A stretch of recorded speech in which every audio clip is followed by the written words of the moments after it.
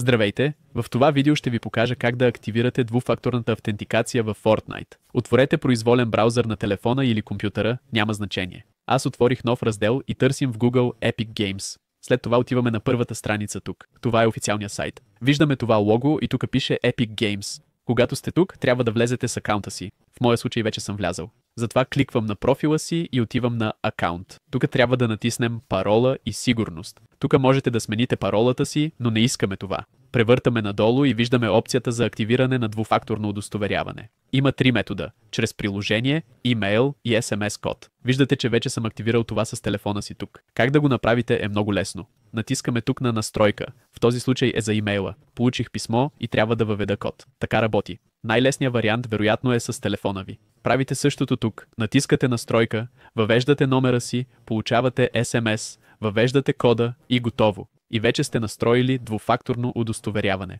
Ако видеото ви помогна, ще се радвам да го харесате. Можете да използвате и моя код на създател от описанието. Довиждане и успех!